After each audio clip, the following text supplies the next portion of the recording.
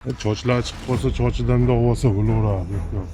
Farg'onada ko'z ko'rib, quloq eshitmagan, har qanday inson qalbini larzaga soladigan dahshatli qotillik sodir bo'ldi. Gap shundaki, 29 yoshli yigit 9 oy qorinda ko'tarib yurib, ming azob bilan dunyoga keltirgan onasini shafqatsizlarcha o'ldirganligi aytilmoqda.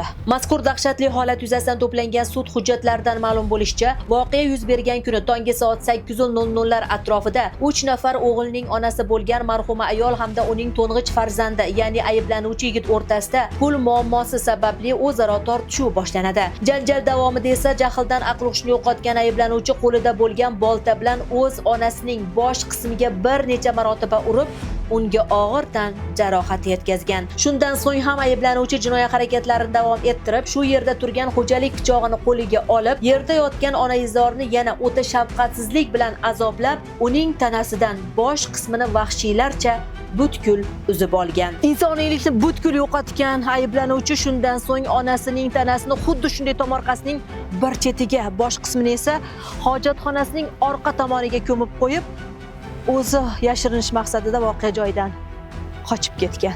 Mazkur holat jinoyat ishlari bo'yicha Dang'ara tuman sudi tomonidan ko'rib chiqilib, ayblanuvchiga sud hukmi o'qildi. Sudlanuvchi O'zbekiston Respublikasi Jinoyat kodeksi 97-moddasi 2-qismi J bandida nazarda turgan jinoyatni sodir etganlikda aybli deb topilsin. Sudlanuvchiga O'zbekiston Respublikasi Jinoyat kodeksi 97-moddasi 2-qismi J bandi bilan 18 yil muddatga ozodlikdan mahrum qilish jazosi tayinlansin. Tayinlangan jazo umumiy tartibli koloniyalarda o'tatilsin.